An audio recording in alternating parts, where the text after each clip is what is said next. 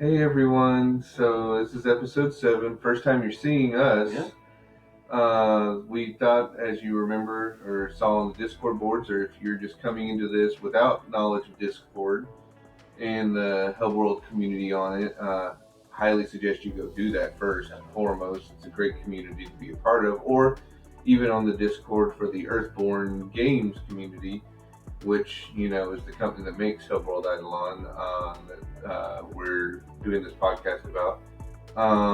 The first 6 episodes we thought we were recording in video and audio, and turns out we weren't. So we just left them as is because we put so much work into them, and knew that going forward we were going to make sure this time around that the video was recording, because we would see that the video was recording, but it didn't record it. It recorded only the audio. So we've since went into the settings deep within the program and make sure that we are getting video this time around as well.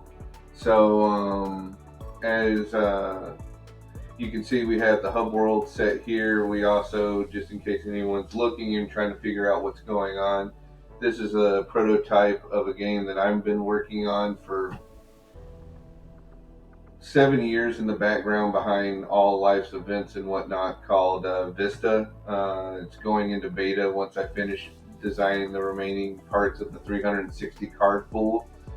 And then it'll do beta for 2 years, so it'll probably be 10 years if I'm lucky enough to see the project come to fruition and go to retail stores. But 2027 Gen Con, we're hoping to be in the first exposure hall getting people's feedback, and that should tie off the beta pretty well by the end of 2027, having gone to Gen Con and tried that out. But it's not what we're here about. Just, I know some people probably see this here and be like, well, what the heck is that? I leave that out to stare at, so that way I can get an idea of the flow of the game and kind of inspire me when I'm building character abilities or actions or attachments, etc., etc. So I always have that out, which is why it sits out, so I can stare at it and kind of visualize what's going on. So if you can't tie voices to the name, or for whatever reason you're coming into this for the first time, I'm Alan Jones. And I'm Stephen Kels. So we found that Team Covenant, which, big shout out to them again. We love you guys. You're amazing. We found out they were giving away these copies of the Hub World Eidolon kind of 2-player decks. You get 2 of the same deck that was designed to be able to kind of give you a general broad stroke of the game. And you would get 2 of those, and it was free. You just paid for shipping. And we were like, well, that's kind of interesting. So we got them. We tried them. We tried them more, and we tried them more. And we found out we really loved the game. So then we were like, we've been bouncing around, as you can see. Again, this is just for people that are coming into this the first time. Sorry to hash things from the first 6 episodes. We're also competitive gamers, so we're part of the competitive gaming team, Team Hisshou.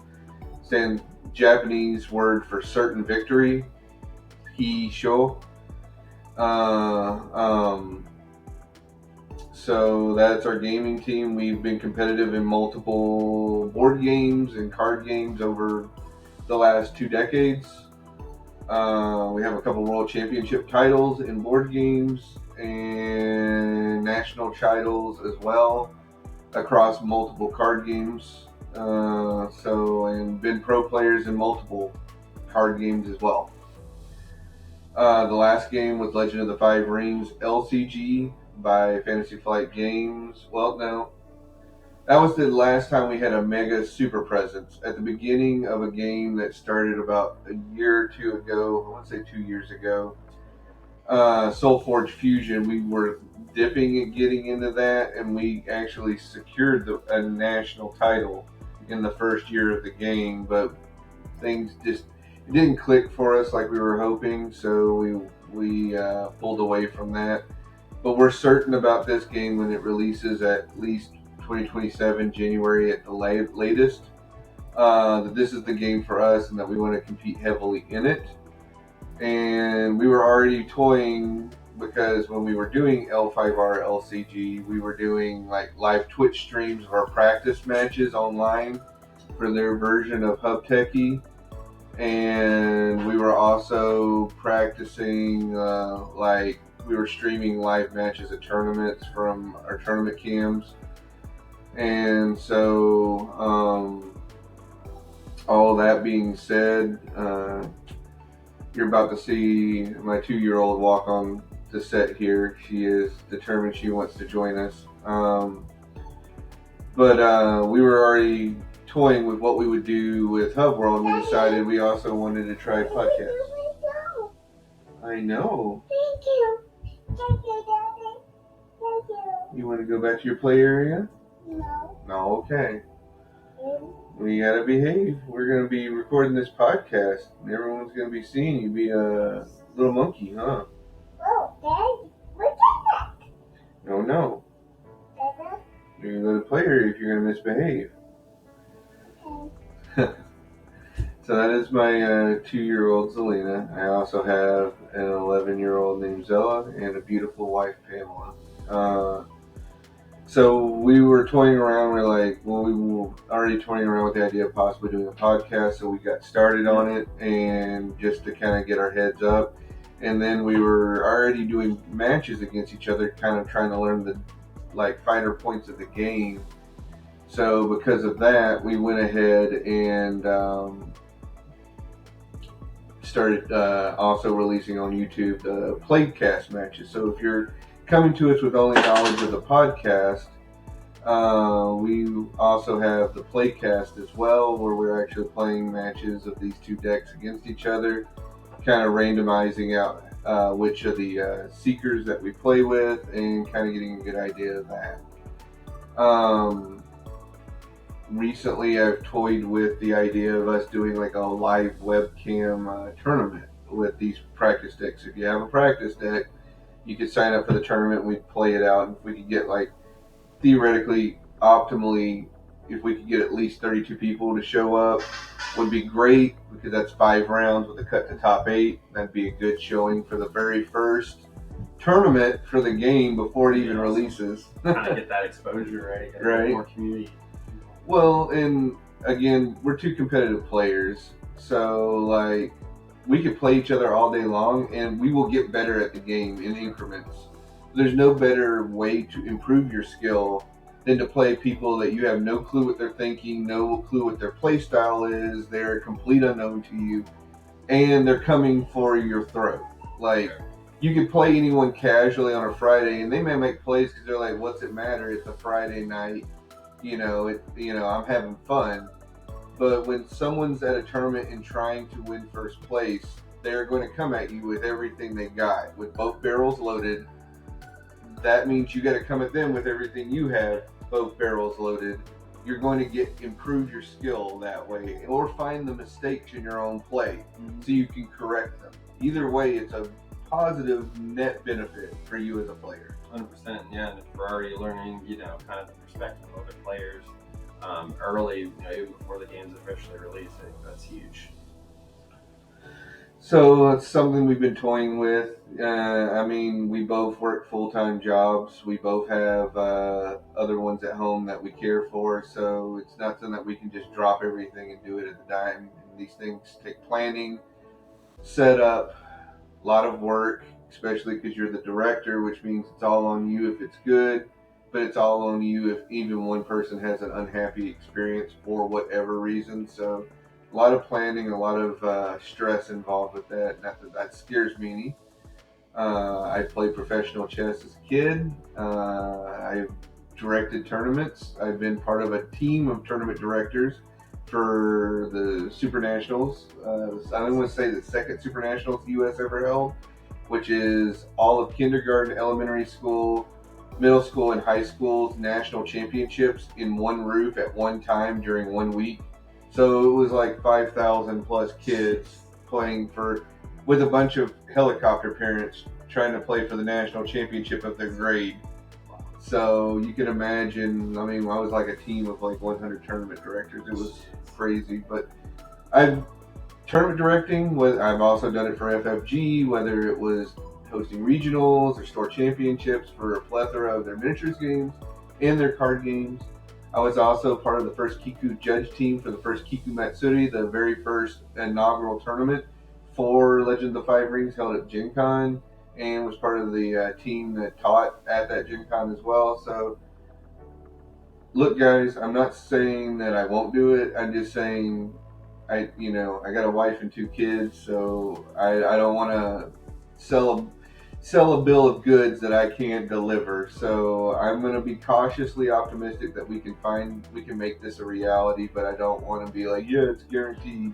Write a check. No, man, that's not the case. But plus, I'm also trying to develop my own card game that may or may not ever take off, but it's a labor of love and started with the pandemic, so it's worked its way bit by bit to here through. I was recently corrected by someone on Discord. It wasn't a gamma and an alpha test because gamma comes later. So I guess I did an alpha, a beta, and now I'm doing a gamma test.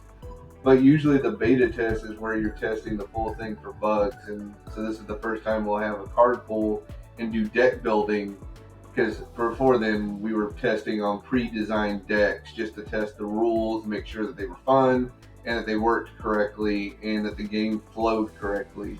So they were about testing the rule set and the overall feel of the game. Now we got to test the card pool and the overall end product of the game. So we'll call it whatever, but I am working on that, and that's again with 2 kids and a wife and a full-time job that requires me to travel. It happens when it happens. Yeah. Yeah. No, I'm super excited. I think, just speaking on your game, like it's come out well. Someone who's play tested it.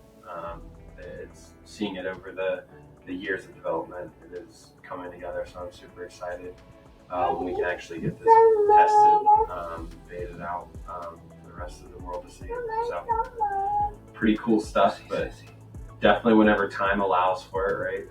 Life never stops, so hopefully it doesn't stop for us either.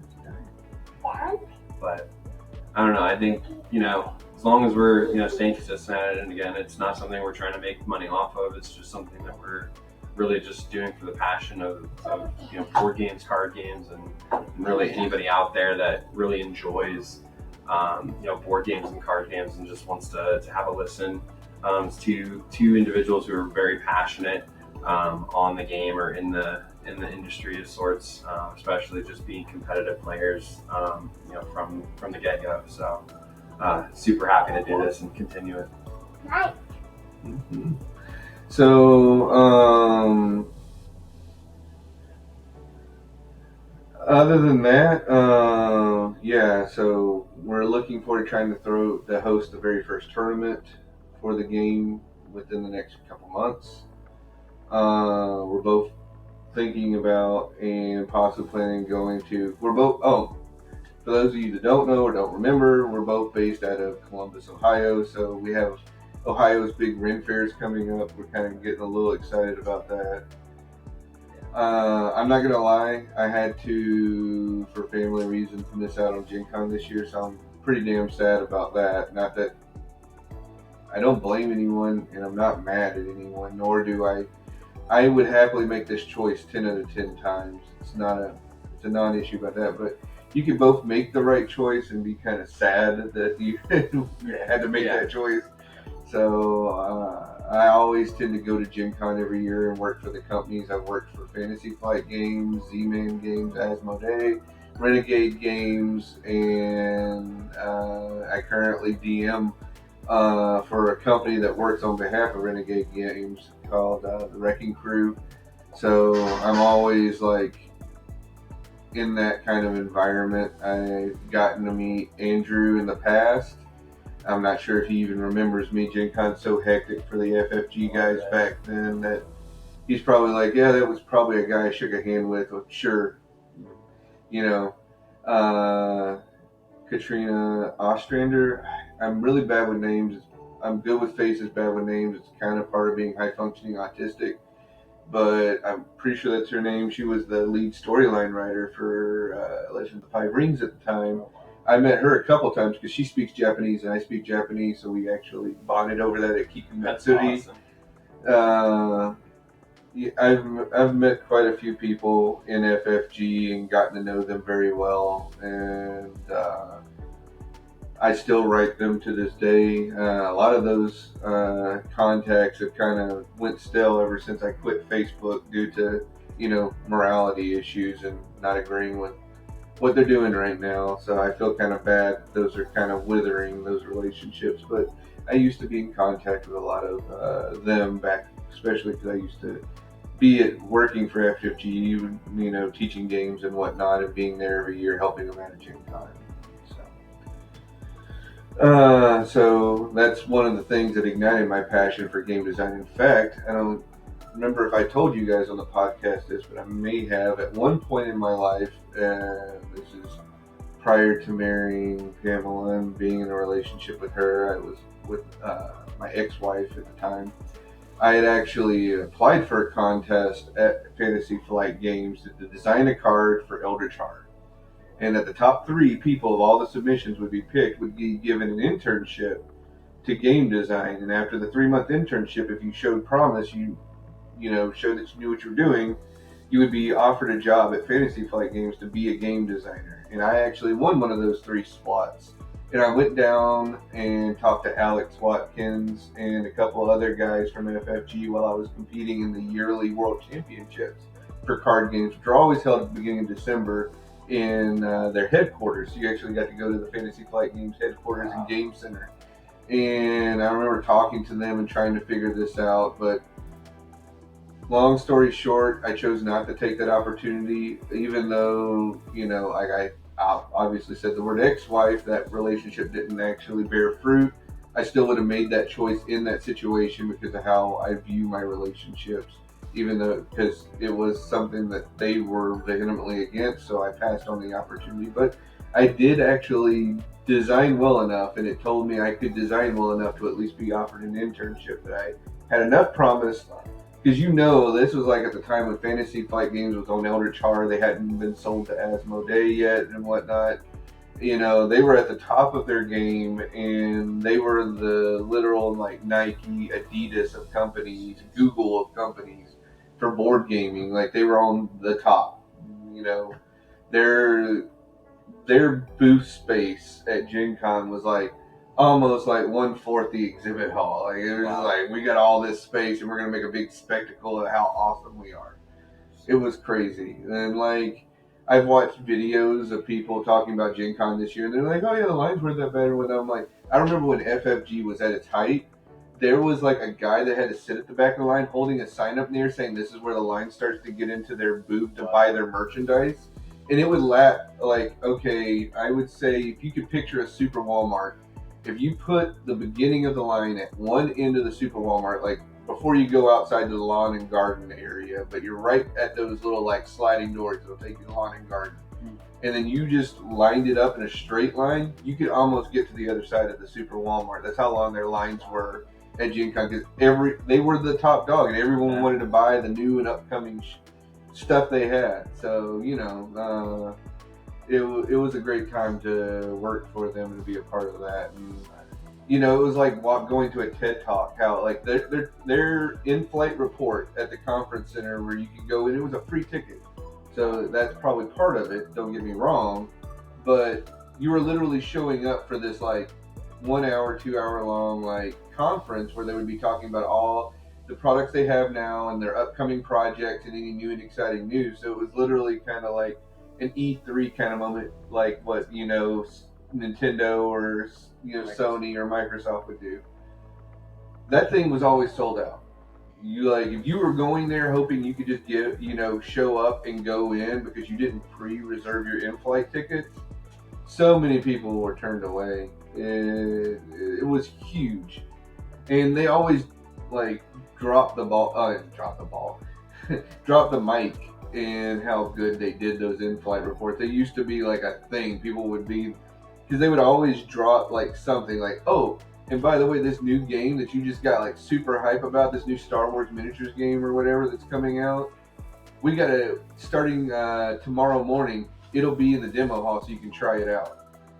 they would always like on the first day have like, and part of the demo hall it was covered, like the tables were covered with like cloth, so you didn't know what was there, and you're like, they're gonna tell us in the invite board there's some crazy stuff there. I mean, we knew as people that were working for FFG because we had to train on those games so we could teach them at the Gen Con, but everyone would be like, oh, what is it? What's behind the rope? What's behind the magic curtain? And they were like, oh, no way! And it was always like a big, exciting moment. So, I remember those days fondly. I think it's growing. Like, I was even there the year after the pandemic when we all had to wear masks. I was working for Renegade at that point. But it seems to be growing and getting back and kind of growing in mass. This was the first year that they were sold out of even 1-day tickets, much less the 4-day badges before the convention even started. Usually you'll have some like straggler 1-days you could buy, and people will be lined up and they'll sell out by Thursday, the first official day of the convention. But from my understanding, again, I didn't get to go this year, sad about it, is that they sold out before Wednesday even came around, which is usually when a lot of people that are smart show up at Gen Con and stay the night at a hotel. So they're ready by 8 in the morning without having to try to get there and drive straight into it. So, plus there's stuff usually to do on Wednesday night. There's usually like a party at the brewery that's right nearby that does like special Gen Con brews. Wow. So you have a little block party with some music. There's all kinds of fun stuff to do on a Wednesday night anyway. But, man, I got off a severe side tangent there. I don't even remember where we were. We were talking about how the tournament that we're trying to set up the next few months. Yeah, so we have that. We're going to try to set up our Twitch stream again.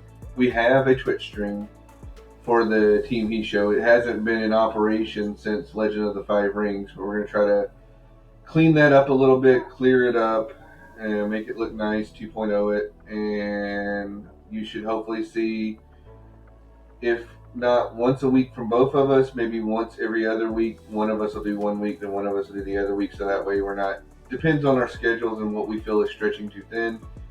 We'll try to start working on Hub Techie. Neither of us have played that. I mean, both of us have played card games online, whether it's Hearthstone or whatever. So I'm not saying that much, but what I'm saying is we've never actually futzed around with the actual Hub Techie website in their system. So, but it would be good to, like I said, to play other people out there, try to figure, things out.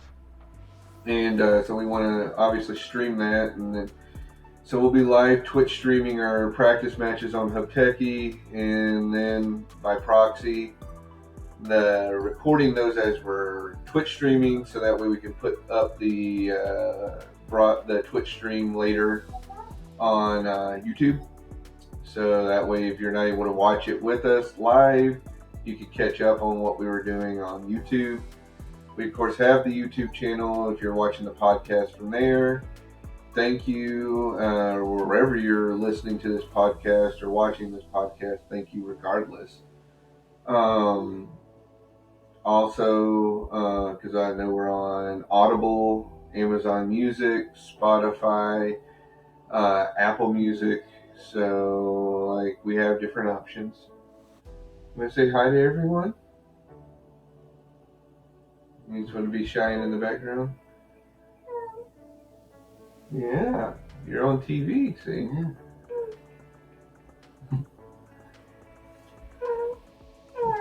Yeah, you're a little kitty cat now, huh?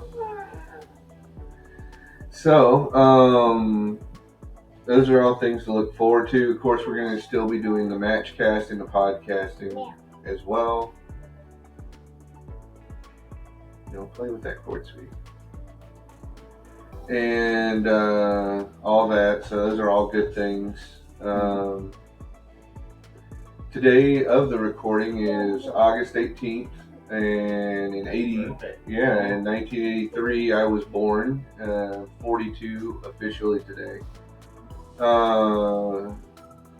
Friend of ours, Chris, we were thinking we might have him on as a guest caster for this episode. He was unfortunately needing to go and wasn't able to sit with us for that. He came with us for this morning. Whew, get a little tired there. Sorry. Probably caffeinate after this. To Cracker Barrel, and that was a unique experience. They got their new 2.0 menu for their new retrofit. I'm not sure what they fed me, but it wasn't sirloin tips with my eggs. That was I think some 3D printed meat there. something's going on. Good Lord. And it was even it got weirder too. So like my 11-year-old daughter Zella, she ordered like the breakfast biscuit sandwich. And they just brought it out as eggs, bacon, and a biscuit. And she had to assemble the sandwich herself. Yeah, it was kind of weird. Yeah. Never seen that before. Putting less stress on the line cooks, I guess. Make the customers put their own sandwich together. But kind of threw me for a loop. Yeah, that was wild. So, hence the name of the episode. We're kind of suffering from that, though. At the same time, when we got back, we had a birthday gift from Steven here. He had gotten me because I'm a big fan of Harry Potter. If you didn't, probably saw the limited edition Harry Potter books there on the screen collection. I like those, and Krispy Kreme started out on my birthday of all things, launched a Harry Potter line of donuts. So we had the house donuts, Hufflepuff, Ravenclaw, Gryffindor, and Slytherin, and also the Sorting Hat donut, which you would cut inside and would have your house sorted in the cream inside the donut, which I got Ravenclaw, which I am a Ravenclaw, so that's great. Perfect. Exactly. It's fated for him to have. Right. And so that went well. Yeah. So we did that, and now we're recording the podcast. Pretty good birthday so far. Of course, we have a very excited 2-year-old that's happy to be rambunctious and about. So, yeah, I'm talking about you, Goober. Yeah. So, let's see. I think I'll turn the floor over to you. What's been going on in your neck of the woods? Oh, I've just recently got a new PC for the first time. I haven't had a PC since I grew up. Just the old school, like early 2000s, like giant desktop.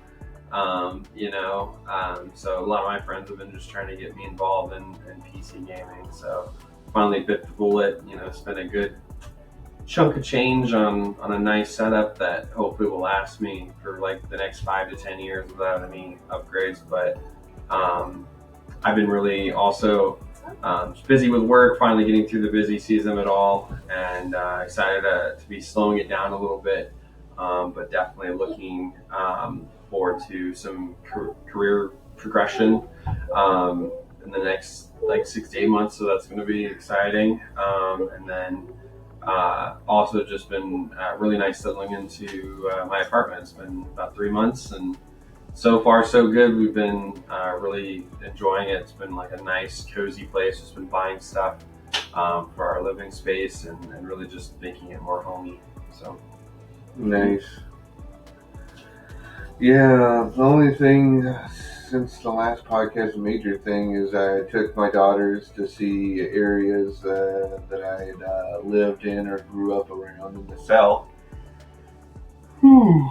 Apologies again, guys. I don't know. Maybe all that sugar is getting to me. I am a type 2 diabetic. Maybe it's making me a little drowsy from all that sugar intake from the Krispy Kreme.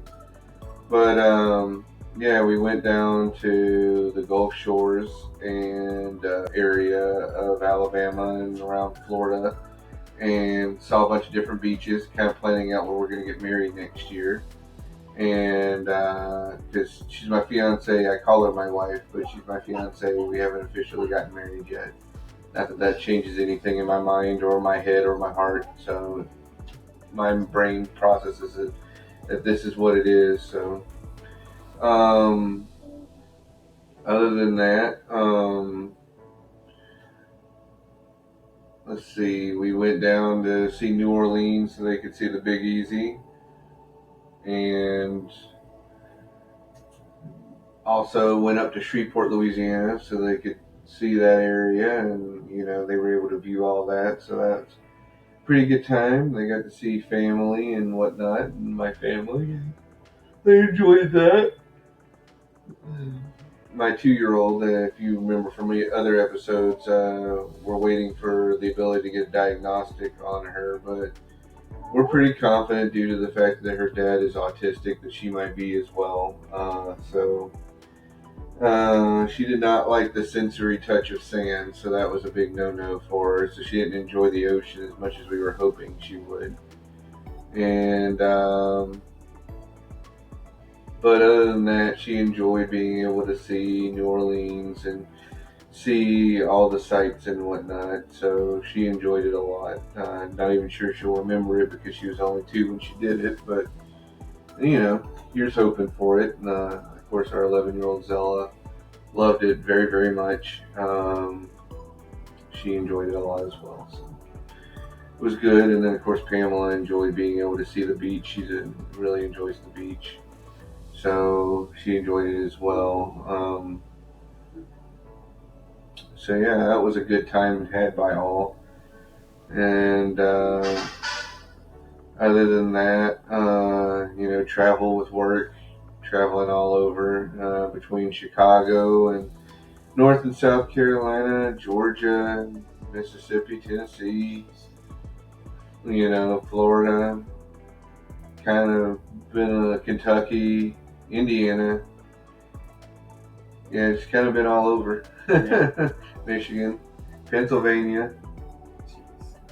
So, but it's rewarding in its own ways, and I feel like I've really made a good impact on my team and doing a good job with them. So I'm really excited about that as well.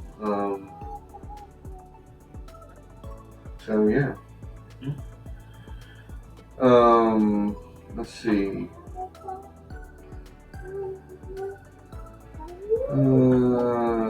Oh, well, I guess last on the list of things, or I'm not even sure how long we've been going at it this time. It looks like it's only been about 30 minutes. We got time. That's good. I just realized I don't know how long my ranting went on for today. So, my girls, as so many people on TikTok will tell you, have fallen in love with K-pop Demon Hunters. And so Golden is this one here's favorite song. She loves to dance around to that. So we've watched that. The Superman movie was really good. I recommend that for everyone. I know not everybody's a diehard Superman fan, but I can say I'm the farthest away from being a Superman fan just because I like the more realistic superhero action side of things. And the movie is just, I think, a really clear message, and honestly just blew my expectations out of the water for what a typical Superman movie is. And I couldn't have been more prouder of the direction that DC is going in with James Gunn at the helm. But definitely recommend that for anybody. I think this week also, today is like the first day it came out on digital. So you can actually watch like Superman. Maybe it was yesterday, but yeah, you can now actually watch it on digital now from home. So definitely recommend it if you have not watched it. I'll definitely have to watch it on digital because the joy of having a 2-year-old, unless you can find a babysitter, is you don't get to go to the movie theater. So sure. It becomes a rarity. The exception, not the rule. So yeah. I did go to an AJR concert too. That's right.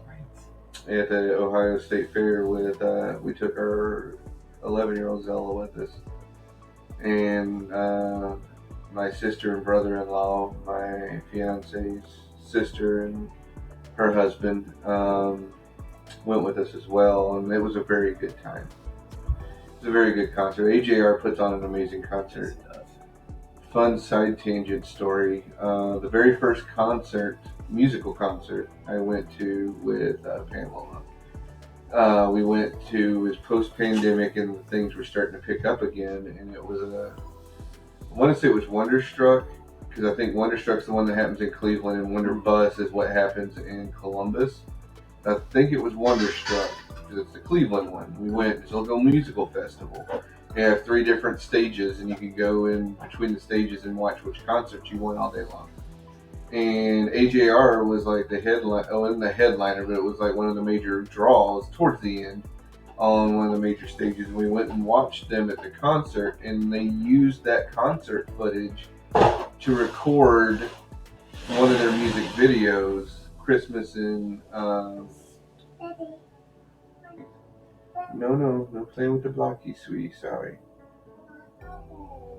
You can go get your toys. They're right in there. Okay. So, Christmas in June was the name of the song. So, if you watch that at the end, you'll see that he pans out to this audience. My fiance and I were in the audience again with her sister and husband at that music festival. So, our very first concert was immortalized in a music video together, and you can't ask for more kismet than that. That's a hell of a coincidence. So, it was nice to go and see them again this time with our daughter. 11-year-old daughter. So I guess obviously I put it out there, but for those of you that just heard me say it was post-pandemic, it's our first concert. Zella is my stepdaughter, but she to me is my daughter, so I will call her my daughter going forward. If anyone was trying to put the math together and that doesn't seem to work out, how do you have an 11-year-old if you first started dating right post-pandemic? That's why. So put that to bed. That's what it is. I view her that way, so that's what it is. How my brain works.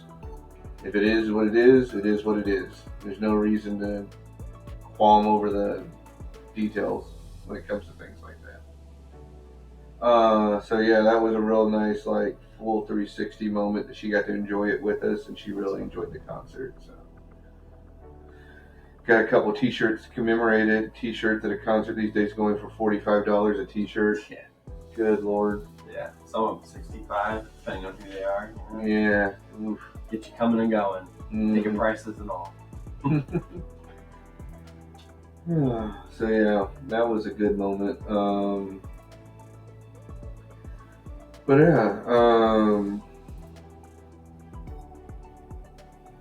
I guess the final thing would be to talk about our future plans outside of what we're doing broadcasting wise. When the game releases, our goal is to have a dedicated store in the Trinity of locations, the Holy Trinity being Cincinnati, Columbus, and Cleveland. That way we have something in the Northeast, something in the Southwest, and something in the center of Ohio where we know there's a dedicated store that wants to support, carry the product for Hub World Eidolon, support it with tournaments, and,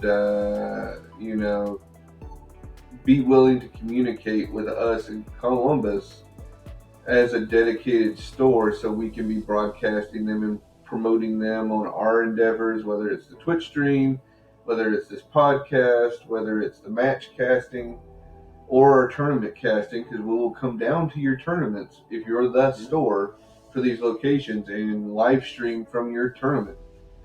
And of course, we'll get your store's logo. We can put that in our live Twitch streaming from the tournament hall, so they know where it's happening from. I have no problem doing that. But our goal is to find at least 3 dedicated stores.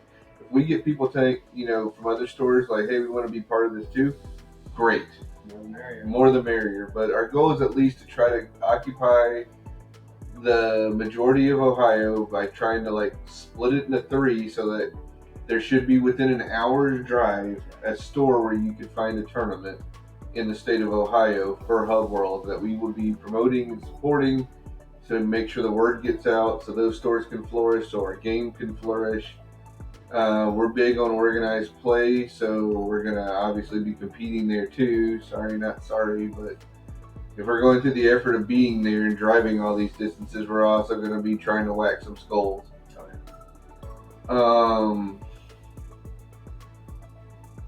I guess if you're watching the podcast too, we're going to be looking for a commenter. If we're doing the tournament, we're going to want to play in it. So if someone's like, I don't want to play, but I want to comment on the matches, please write us. team.hisshou@gmail.com. It's simple, easy peasy. team.hissshou@gmail.com. So we're trying to probably for the tournament have that set up. That way we have someone commenting on table one. Again, I said it on Discord. If there's other streamers that want to also get in on this, we can set up table two to be their stream and table three to be another group stream. And they could be, if they want to have announcers for their tables too, go for it. Whatever they're needing to do to be, happy on that. I just want to at least have the tournament, show the support, show Earthborn how much their game and what they're doing means to us, as well as get that experience in and, give people something to watch while we all wait on bated breath for 2027 to arrive. So,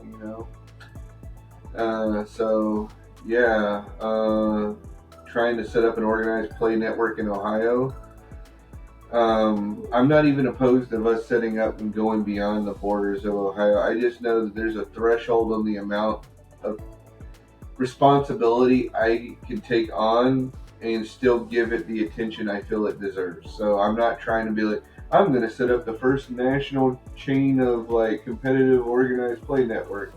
I probably could if I wanted my relationships to suffer or my job to suffer, but I know better. As a 40-year-old, I have grown wise enough to know when to hold them and when to fold them, when to walk away and know when to run. If you didn't get that reference, you're not 40? You're not 40 or, No, I concur. I think our bandwidth can only go so far. So we'll do what we can, at least in the probably Trinity regions, or really, the Ohio region, of getting this game out here and, getting that engagement and really building up the hype for when Hellworld Online releases in 2027. So can't wait enough. I'm chomping at the bit whenever it releases. So for our next episode, we're going to start going into spoilers. So spoiler alert, in advance of that episode. Excited for that. We'll probably, since there's 4 factions, do a faction of spoilers review episode. So that'll give us 3 more episodes and 3 more months past this one to work with. We didn't get any questions, guys. I wasn't lying when I said if you have questions you want us to answer or things you want us to talk about, please do. Oh, we did have one. Someone wanted us to talk about draft. We haven't got to play with draft. It's just us two kind of practicing when we have the time against each other. We've taught 2 other people in our local area the game, and Pamela, I taught her, but she, isn't big on card games to begin with, so that's understandable. But 2 people that might possibly be, interested, we did teach them, but it didn't take off the ground. They haven't really seemed that interested in it. So it's just mostly us 2 getting practice against each other. So drafting is not something we've even thought about. Not that we're opposed to it. When I played Magic, I drafted pretty frequently. Booster draft, sealed draft. Played my fair share of drafts. 2-headed giant draft. Yeah, 2-headed giant drafts. I mean, I enjoy drafting. Shout out to Earthborn. They just did a video this week for their podcast where all 8 members of the team were actually in the same city to do a meeting together. So they went to, it looks like, I haven't got to watch it yet, so this is all my impression of what I understand, have seen people write about, and what I can glimpse at. They all got together at one of the guys' house that lived in the area they were at the meeting for, and they did, with the prototype box, did an 8-person draft tournament. That's awesome. I'm excited to see that. Definitely. Yeah, it's free to watch, guys. Yeah, definitely watch. Yeah. I mean, that's the thing. Engage in the community as much as you can. I know we haven't been engaging with the Discord community as near as much as I'd want. Again, us getting these videos out, the Matchcast video, the podcast video, that's taking our bandwidth right now.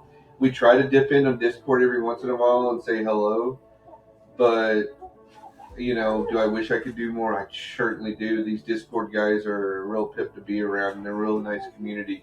Whether on the Team Covenant's Discord in the Hellworld Eidolon section, or whether you go to Earthborn Games Discord, or both. I mean, either way, you're engaging with 2 good communities of Hellworld interested players. So, and the fact that Team Covenant keeps getting those interviews, because Team Covenant did an amazing interview with Andrew Navarre, Yeah, the head of Earthborn Games. true. And it was quite informative. Oh, so And you down actually to get to watch yeah, that one? yeah, down to the granular level, he explains everything very well.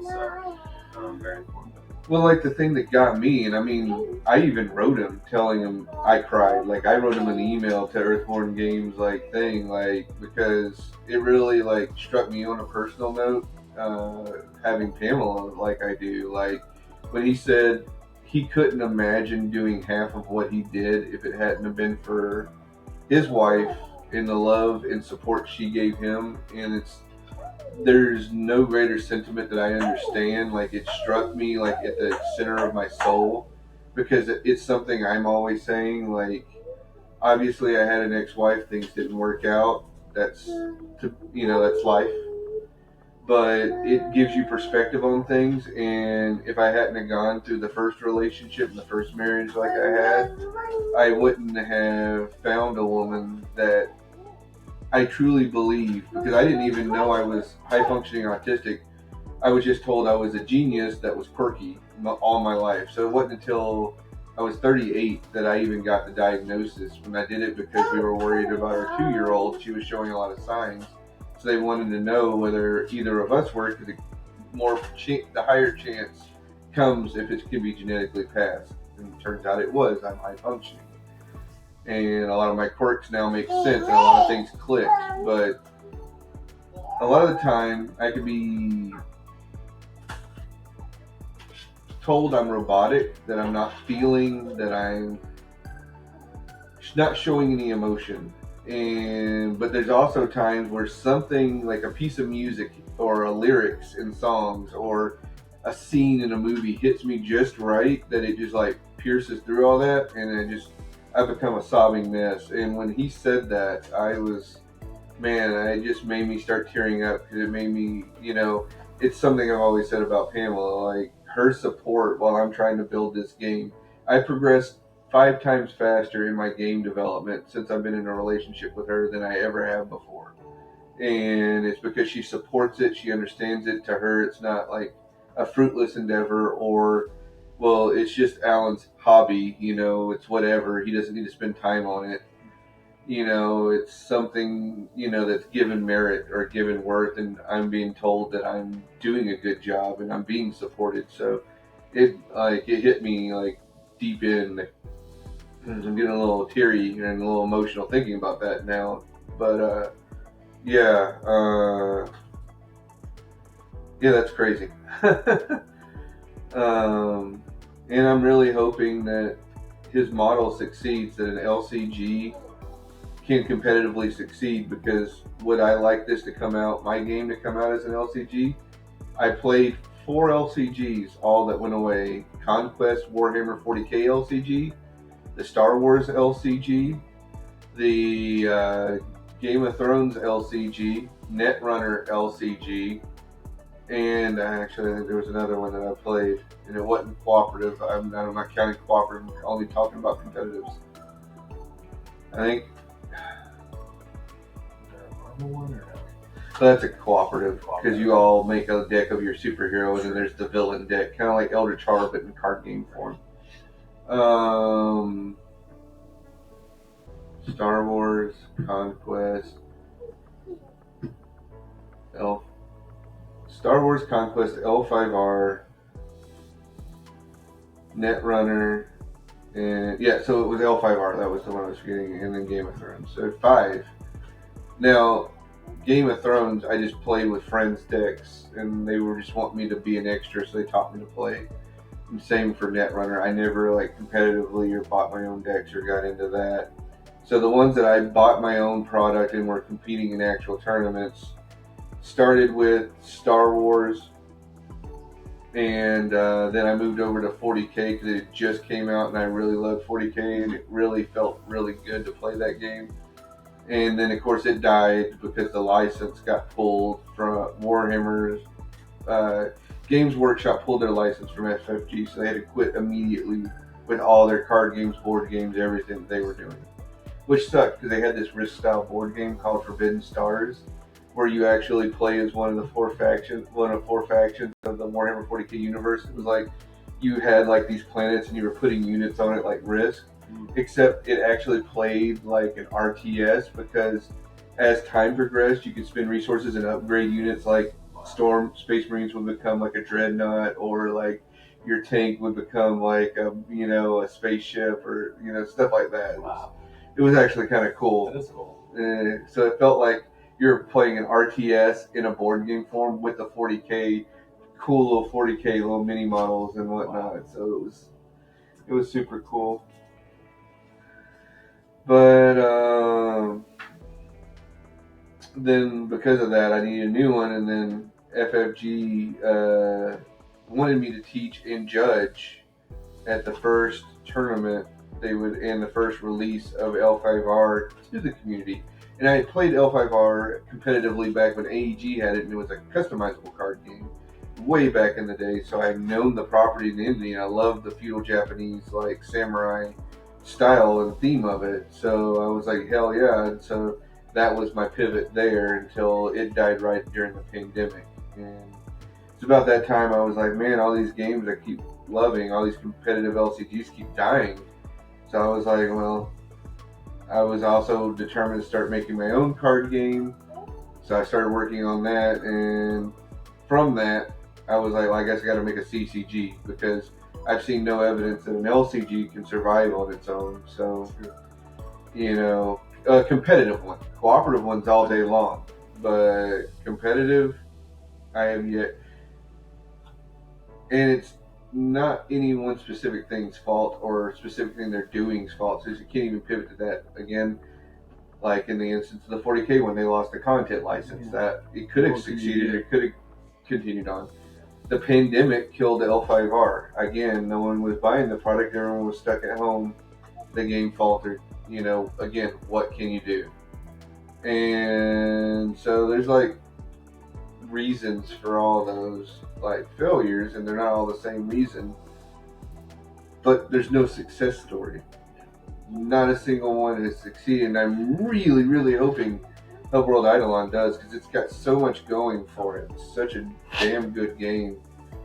But I'm also hoping, because it would be nice to have a model that I could follow on how to make an LCG work, because I don't have the business knowledge of the game industry to be able to go, well, I know what I can do to make this work. So either I gotta like come up with this $1 billion idea that no one else has been able to come up with to make an LCG work. Hope Earthborn Games breaks the code so I can just emulate and follow in their footsteps, thanking them to God's green earth every step of the way. Or I have to just grin and bear it and build into the CCG model. And, that'll be what it'll be. Yeah. So, yeah. I guess this episode was kind of more of us just kind of getting you up to date, letting you see our pretty faces. We hopefully didn't disappoint. Like I said in the ones where I said, can you see this, assuming there was video, but there wasn't. I am 6 foot tall, so the fact I look small to this guy should tell you how big this jolly green giant is. Yeah. But yeah, no, definitely great to see you guys, and good to be able to see our pretty mugs. But yeah, I'm 6'4", so but just 4 inches taller. Makes a difference comparatively in the camera. But really happy to finally have the first visual podcast for you all. So hopefully I have many more coming, and definitely leave some comments. Let us know what you think of this new visual, and any questions that you have about the game, or really just about the podcast and the channel. We'd love to hear from you. We'd love to again answer any questions that you may have as well. So yeah, bye from us for now. Bye.